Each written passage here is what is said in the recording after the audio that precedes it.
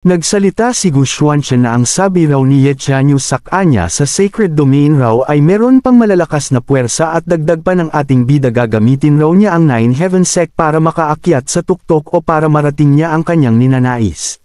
Sinabihan niya sila na bilasan raw nilang mag-cultivate para sa hinaharap pwede na silang makalabas sa picture of Chindian continent nang walang inaalala dagdag pa ng ating bida sa kanyang pag-iisip na kailangan raw niya ng mga taong mapagkakatiwalaan. Pasiga na sinabi ng elder na sundin raw nila ang utos ng kanilang Master Gu Xuanchen sumunod naman rito ang mga disipolo. Punta naman tayo sa labas ng picture of Chindian continent sa Nine Heaven Sect habang sila'y nag-uusap nila Elder Yunshan. Nagsabi si Gu Xuanchen kay Elder Yunshan na siya raw ay aalis at wala siya rito ng 3 araw dagdag pa ng ating bida na sabihan raw ni Elder Yunshan ang 6 na Sect Master na kung nais raw nila pang mabuhay kada pagkalipas raw ng 3 buwan ay kunin nila ang antidote sa Nine Heaven Sect. Sumunod naman si Elder Yunshan rito. Matapos ng kanilang pag-uusap nakaalis na nga ang ating bida. Sa 3 araw na nawala si Gu Xuanchen sa Nine Heaven Sect ay nag-cultivate pala siya rito para maghanda siya sa kanyang paglalakbay. Habang siya ay nagku-cultivate, biglang mayroon familiar siyang enerhiya na naramdaman kaya siya ay nagulat at na-excite. Sa labas ng pinag-cultivate ng ating bida naroon na pala ang mga disipolo at elder. Nagsabi ang elder sa kanilang Sect Master Gu Xuanchen na ang grand ceremony raw ay malapit ng maganap. Bigla naman bumukas ang malaking pinto doon napansin naman nila ito. Bigla naman lumabas ang ating bida doon at nagsabi siya sa kanila na matapos raw niyang puntahan ang kanyang nais na puntahan ay babalik siya para makasali sa grand ceremony. Nagtanong naman ang elder na kung saan ba raw punta ang kanilang Sect Master Gu Xuanchen pero hindi siya nasagot ng ating bida sa kadahilanan nagmamadali na ito. Punta naman tayo sa Nine Heaven Sect Town. Habang naglalaban sila doon, umatake ang isang elder na sangga naman niya ito ang atake nito. Mayroon naman isang manunood na nagtatanong na kung ano raw ang ginagawa nila. Sinagot naman ito ng kanyang kasama na ang ginagawa raw nila ay dahil sa alitan ng 2 sekta. Ay naglalaban sila ngayon habang nanunood ang mga tao may magiging saksi sa mananalo. Dagdag pa niya na ngayon raw nila ginawa ang laban bago pa magaganap ang grand ceremony. Nagseryoso naman ito habang nanood ng laban. Ito ang Lord ng Fire Lion Hall. Ito ang kalaban ng Mad Martial Hall na kinabibilangan ni Emperor Xiaoyao. Si Lin Chuanbo ang leader ng Mad Martial Hall habang naghihintay ito sa kanyang pambato na elder na mananalo raw. Ay narito na nga ang ikasampo na disipolo ni Gu Xuanchen na si Emperor Xiaoyao. Si Emperor Xiaoyao ay isang elder ng Mad Martial Hall at ito'y hindi na nagsalita. Habang naglalaban sila natalo naman niya ang pambato ng Mad Martial Hall. Nagulat naman sila sa kanilang nasaksihang laban. Si Elder Tianluo pala ito ang pambato ng Mad Martial Hall habang ito'y pabagsak. Napasigaw na lang ang mga kasamahan niya sa nangyari sa kanya. Nagulat naman si Lin Chuanbo ang leader ng Mad Martial Hall dahil ang kanyang pambato ay natalo. Nasabi na lang ni Emperor Xiaoyao na dahil raw si Elder Tianluo ay natalo kaya kailangan niya na makisali sa laban. Habang siya ay nakahawak sa kanyang tuhod, meron siyang napansin na dahon at nasalo naman niya ito. Nagulat naman si Emperor Xiaoyao dahil kilala niya ang presensya ng nagtapon ng dahon sa kanya. Kaya ito'y lumingon at nakita niya ang kanyang Master Gu Xuanchen kaya ito napangiti na lang. Binati naman siya ng ating bida at sabay din niya itong kinamusta ang pagkukultivate ni Xiaoyao. Nagtanong naman si Emperor Xiaoyao sa kanyang Master Gu Xuanchen na kung bakit raw ito nakapunta agad sa Sacred Domain at ang pagkakaalam raw niya na kamakailan lang ay nasa Chindian continent raw ang ating bida. Biniro naman siya ni Gu Xuanchen na ang ibig sabihin ba raw ni Xiaoyao na siya lang ang kayang makapunta sa Sacred Domain at siya naman ay hindi. Tinutulan naman ito ni Xiaoyao dahil ito raw ang kanyang inaasahan sa kanyang Master Gu Xuanchen at mabilis ito. Nagyabang naman ang kalaban nilang sekta ni Xiaoyao na kung may lalaban pa raw sa kanya. Nagagalit naman si Lin Chuanbo at nasabi nito sa kanyang pag-iisip na kung saan ba raw nakakuha ng expert ang kalaban nilang Fire Lion Hall. Kapag raw sila matatalo sa laban masisira ang kanilang reputasyon ng kanyang Mad Martial Hall. Dagdag pa niya na ngayon ay may isang talo na sila at kapag raw matatalo sila ng 3 laban ay talo na sila. Kaya sinabihan niya ang kanyang elder na si Xiaoyao na ito na raw ang susunod na humarap. Nasabi na lang ng isa na nakakamangha raw ang lakas ni Xiao Yao at sabi pa ng isa bakit raw ang ganito kalakas na sword cultivator ay nasa Mad Martial Hall at isa lang itong elder. Bigla naman tumayo si Xiao Yao. Tinanong naman siya ni Gu Xuanchen na kung ano ba ang ginagawa nito na palingon na lang si Xiao Yao sa kanyang master. Sabay nagbigay galang siya sa ating bida at nagsalita ito na may pangako raw siya sa nakaraang leader ng Mad Martial Hall na protektahan niya ang Mad Martial Hall. Kaya kailangan niyang makisali sa laban. At bigla itong lumuhod at nagsaad ito sa kanyang hallmaster na si Chuanbo na pagkatapos raw ng laban na ito ay wala na raw siyang obligasyon sa Mad Martial Hall. Nagmaang-maangan naman ang hallmaster at nagsalita ito na ano raw ang sinasabi ni Xiao Yao sa kanya. Bigla naman humugat na ng espada ang katunggali ni Xiao Yao at nagmayabang ito na mas mabilis raw ang kanyang espada. Hindi naman nagpahuli si Xiao Yao, tinutok niya rin ang kanyang espada sa kanyang katunggali. At nagsimula na silang maglaban. Umatake na nga ang kalaban at ginamit nito ang teknik niya na naglilikha ng after image para malabanan si Xiao Yao. Nasabi na lang nila na hindi na raw nila masundan ang bilis ng katunggali ni Xiao Yao. Napangiti na lang si Gu Xuanchen dahil alam niya ang lakas ni Xiao Yao at sigurado ito na mananalo ang kanyang ikasampung disipolo na si Emperor Xiao Yao. Sa pag-atake ng hangal sinangga naman ito ni Xiao Yao nang walang kahirap-hirap. Nagulat naman siya sa lakas ni Xiao Yao. Namangha naman sila sa kanilang elder Xiao Yao sa lakas na pinakita nito. Pinagpawisan na lang ang hallmaster at hindi niya inaasahan na may lakas pala na tinatago si Emperor Xiao Yao at nagseryoso naman ang kalaban niyang sekta. Sumigaw naman si Xiao Yao ng malakas. At inatake niya ang katunggali nito. Mabilis naman niyang nahiwa ang kanyang katunggali. Nabigla naman si Lin Chuanbo dahil na one hit ni Xiao Yao ang kalaban nito. Si Ken Dian pala ang kalaban ni Xiao Yao at nag-alala naman ang mga kasamahan nito. Nagsalita naman si Xiao Yao na dahil raw sa tapos na ang laban wala na raw siyang obligasyon pa sa Mad Martial Hall. Pinuri naman siya ni Gu Xuanchen dahil hindi ito natalo sa kanyang harapan. Dahil sa nakita ni Lin Chuanbo ang lakas ni Xiao Yao sinubukan pa niya itong bulahin para hindi ito aalis sa kanilang Mad Martial Hall. Habang papaalis si Xiao Yao pinigilan naman siya ng master ng Fire Lion Hall dahil raw hindi pa tapos ang kanilang laban. Sinagot naman siya ni Xiao Yao na labas na raw siya sa kanilang laban kaya hindi na siya makikisali sa kanilang laban ng Mad Martial Hall at Fire Lion Hall. Sinabihan naman niya ulit si Xiao Yao na huli na raw para umatras si Xiao Yao sa kanilang laban dahil raw ang napaslang ni Xiao Yao ay ang disipolo ng Heavenly Sword Sect. Napalingon naman si Xiao Yao rito dahil sa kanyang narinig at nangamba ito. Napatawa na lang si Gu Xuanchen dahil ang kanilang pinagmayabang na Heavenly Sword Sect ay ang Sectmaster nito ay nabagbag na ng ating bida at hawak na ni Gu Xuanchen ang leeg ng Sectmaster ng Heavenly Sword Sect. Nagsalita naman ang kasamahan na napaslang ni Xiao Yao na matapos raw na mapaslang ni Xiao Yao ang kanyang kasamahan niya ay aalis na ba ito. Natakot naman ang leader ng Mad Martial Hall kaya trinaydor niya si Xiao Yao at nagsalita na kapag raw pinaslang nila si Xiao Yao ang Mad Martial Hall raw ay hindi na makikisali. Dahil raw napatay ni Xiao Yao ang kanyang brother ay papatayin niya ito ay sabay bumunot ito ng espada. Dagdag pa ng hangal na dahil raw hindi gusto ni Xiao Yao na maglaban sila sa arena ay dito na lang raw sila maglalaban. Habang tinutukan niya ng espada si Xiao Yao, nakisali naman si Gu Xuanchen rito at sinabihan niya ang hangal na lumalabag na ito sa kanilang batas ng Nine Heaven Sect at sa arena lang raw dapat sila maglaban hindi dito. Mayabang naman niyang sinagot ang ating bida na ang batas raw ng Nine Heaven Sect ay para lang sa mga mahihina at hindi raw ito para sa kanilang Heavenly Sword Sect. Nagalit naman si Xiao Yao sa kahangalan ng disipolo ng Heavenly Sword Sect pero pinigilan naman siya ng kanyang master Gu Xuanchen. Sabay nagsalita si Gu Xuanchen na dahil raw hindi sinusunod ng hangal ang kanilang batas ng Nine Heaven Sect. Dagdag pa ng ating bida na siya na raw ang magpresenta. Napatayin ang hangal. At kasabay din na sinakaw ito ni Gu Xuanchen. Nangamba naman siya sa kanyang nasaksihan na lakas ng ating bida. At huli na ito para tumakas dahil pinaslang na siya ni Gu Xuanchen. Nagulat naman ang mga disipolo dahil napaslang ang kanilang kasamahan ng ganun lang kadali.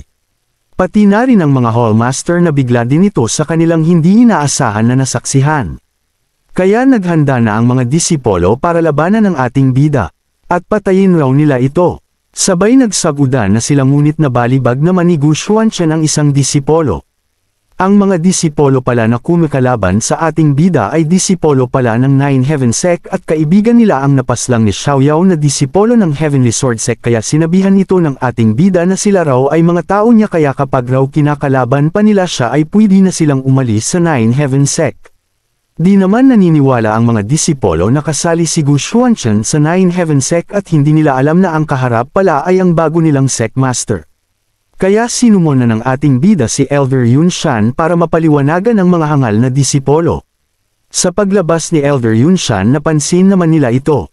At nagsailahodan ang mga disipolo ng Nine Heaven Sect sabay binati nila ang kanilang Great Elder. Nagsalita naman si Elder Yun Shan at tinawag niya na Sect Master si Gu Xuanchen at ano raw ang ipag-uutos nito sa kanya. Nabigla naman ang mga hangal dahil tinawag ni Elder Yun Shan na Sect Master ang ating bida. At natauhan sila na sabi na lang nila na kung ganun ang bago raw nilang Sect Master ay ang ating bida. Nagutos naman si Gu Xuanchen na si Elder Yun Shan na raw ang mag-aasikaso sa mga lumabag sa batas ng Nine Heaven Sect. Sumunod naman rito si Elder Yun Shan sa utos ng ating bida. Kaya sinimulan na ni Elder Yun Shan na asikasuhin ang mga hangal na lumabag sa batas. Napasigaw na lang ito sa sakit ng atake ni Elder Yun Shan. Pinagpawisan na lang sila sa kanilang nasaksihan. Kaya nagsabi na si Gu Xuanchen na umalis na raw sila ni Xiaoyao rito. Napaiyak naman si Emperor Xiaoyao dahil ganun peren ang kanyang master malakas peren ito. Habang paalis naman sila Xiaoyao nasambit na lang niya ang Sect Master ng Nine Heaven Sect na ang ating bida. At nasabi niya rin na kaya pala si Xiaoyao ay aalis na sa kanyang Mad Martial Hall dahil nakahanap na pala ito ng ibang master. Dagdag pa niya na si Gu Xuanchen raw ay nakapatay ng disipolo ng Heavenly Sword Sect kaya titingnan raw niya sa succession ceremony paano ni Gu Xuanchen ipaliwanag ito sa Sect Master ng Heavenly Sword Sect. Makalipas ang ilang oras, narito na nga sila Xiaoyao sa loob ng picture of Qingyan Continent River and Mountain. Habang di pa makapaniwala si Xiaoyao sa kanyang nalaman ay kinumpirma niya ito sa kanyang master na ating bida na kung buong Xiaoyao Sect ba ay nasa sacred domain na sinagot naman ito ni Gu Xuanchen at kinumpirma niya ito at nagsalita na hindi lang raw ang disipolo ni Xiaoyao ang nadala niya pati na rin ang mga grand disciple niya ay narito rin. At may nag-ensayo na nga doon na mga disipolo ni Xiaoyao. Nakita naman ito ni Emperor Xiaoyao at nasabi na lang niya sa kanyang pag-iisip na alam raw niya na malakas ang kanyang master ngunit hindi niya inaasahan na nahigitan pa niya ang kanyang inaasahan dahil nagawa raw ng kanyang master Gu Xuanchen na pamunuan ang kanyang buong Xiaoyao Sect ng mag-isa.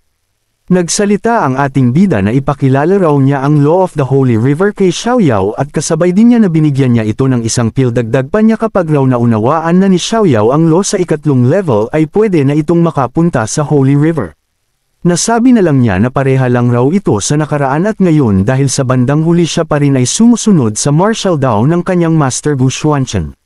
Nagsalita naman ulit si Xiaoyao na nahihiya raw siya dahil nagbigay raw siya ng problema sa kanyang master na pagbangga niya sa Heavenly Sword Sect. Sinabihan lang naman siya ng ating bida na wag na siyang magproblema ng walang kwentang bagay dahil mag-practice o mag-cultivate na lang ito para maipapakita niya na ito sa kay Xiaofeng. At naalala ni Xiaoyao ang pinagdaanan nila noon ng kanyang senior Xiaofeng. Pinagpawisan na lang siya dahil kailangan niyang dablihin ang kanyang pag-insayo bago pa sila magkita ng kanyang senior Xiaofeng dahil pag nagkataon raw mabobogbog siya ni Xiaofeng. Pagkatapos nun nagaganap na nga ngayon ang succession ceremony at habang binabati ng mga disipolo ang kanilang Sect Master na si Gu Xuanchen. Habang nandoon naman sila Ye Qianyo, inanunsyo ni Gu Xuanchen sa lahat na nandito sa succession ceremony na siya raw ang bagong Sect Master ng Nine Heaven Sect. Kaya binati na nila ang kanilang bagong Sect Master na si Gu Xuanchen. Meron naman biglang dumating. Ito pala ang Heavenly Sword Sect na pinangungunahan ni Sect Master Wu Chenlong. Kaya nagmayabang naman ang mga disipolo at nagsabi ito na nakapaslang raw ang Sect Master ng Nine Heaven Sect na si Gu Xuanchen ng isang disipolo ng Heavenly Sword Sect kaya hindi ito palalampasan ni Sect Master Wu Chenlong. Ngunit iba naman ang ginawa ni Sect Master Wu Chenlong dahil ito'y gumalang at binati nito si Gu Xuanchen sa pagiging Sect Master nito sa Nine Heaven Sect at dagdag pa niya na nandito raw siya para humingi ng tawad sa ating bida dahil raw sa kahangalan ng kanyang mga disipolo. Sana raw patawarin sila ni Gu Xuanchen at sabay din na lumuhad ang Sect Master pati na rin ang mga disipolo nito. Nabigla at hindi nila inaasahan ang ginawa ni Secmaster Wu Chenlong na pagkumbaba sa ating bida sa harapan ng maraming tao.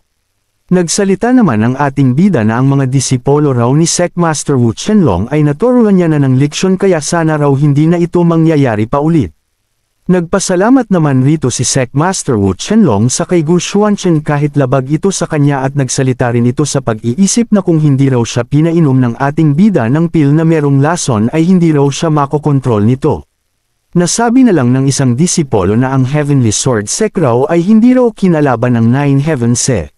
Habang ang Hallmaster na si Lin Chuanbo ng Mad Martial Hall ay malalim na nag-iisip ay nasabi na lang niya na paano raw yun nangyari na ang Heavenly Sword Sect raw ay nagpakumbaba lang sa Nine Heaven Sect.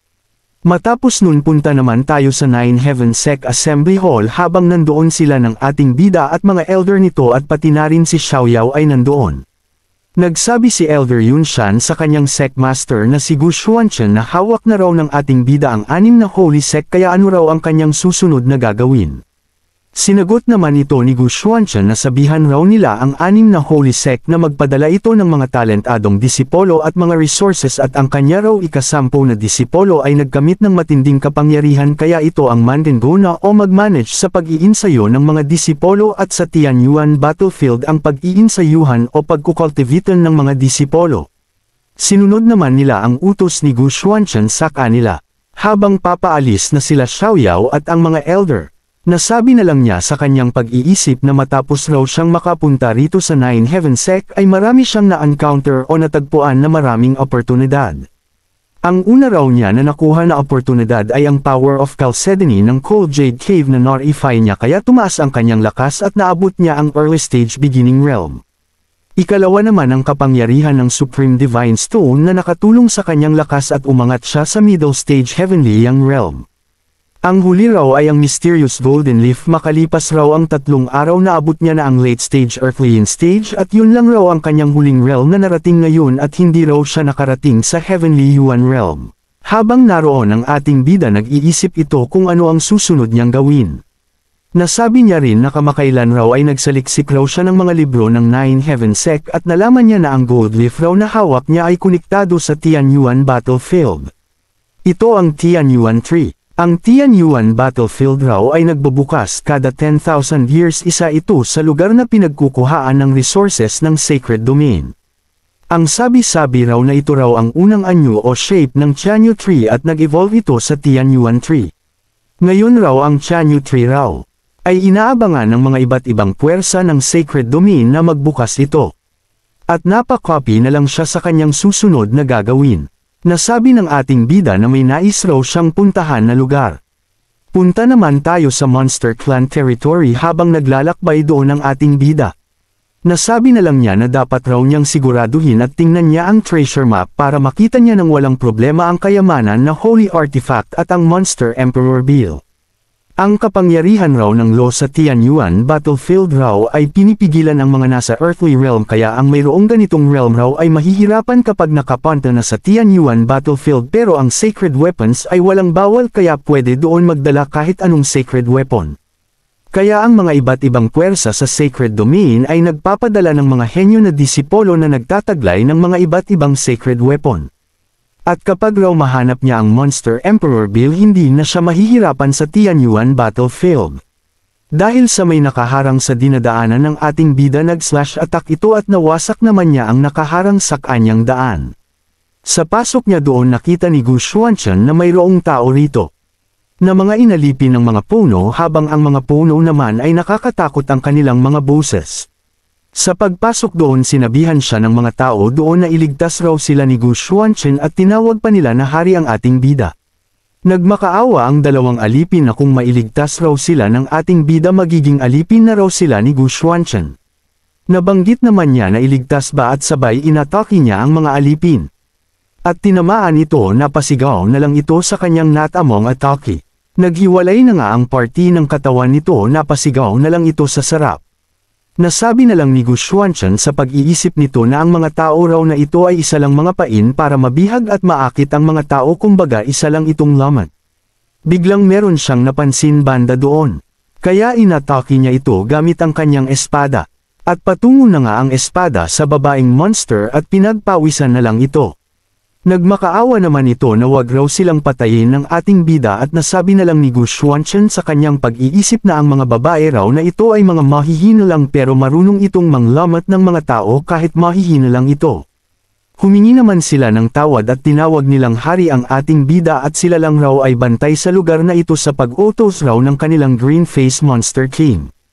Kaya sinabihan naman ni Gu Xuanchen sila na gusto raw niya na makita ang kanilang Green Face Monster King. Napaisip naman si Gu Xuanchen na wala siyang alam rito at naghanap lang raw siya ng kayamanan pero hindi niya akalain na makakahanap siya ng oportunidad na makita niya ang Green Face Monster King at mga monster rito. Nagsabi ang dalawang babae na sundan raw sila ng ating bida para pangunahan nila na pupunta sa kanilang Green Face Monster King. Nasabi niya sa kanyang pag-iisip na nabasa raw niya sa Yin Yang Heavenly Book na isang method na kapag raw siya ay makapunta sa Monster World gamit ang method ng Yin Yang Heavenly Book ay pwede niyang baguhin ang kanyang spiritual power na maging monster power kaya na niyang linlangan o lokohin ang ordinary Monster King. Sa kanilang paglalakbay, nakarating na nga sila rito. Ito raw ang barrier raw na ito ay ang daan patungo sa teritoryo ng Green Face Monster King. Maghintay lang raw ang bida natin dahil bubuksan raw niya ang daan o barrier na ito. Pumasok na nga sila doon sa barrier dahil ito'y nabuksan na. Sa pagpunta nila sa monster territory, nagulat naman ang monster na babae sa kanilang nadatnan, na parang mayroong naganap na labanan rito. Bigla naman mayroong bumagsak na bangkay sa harapan ng binibining monster.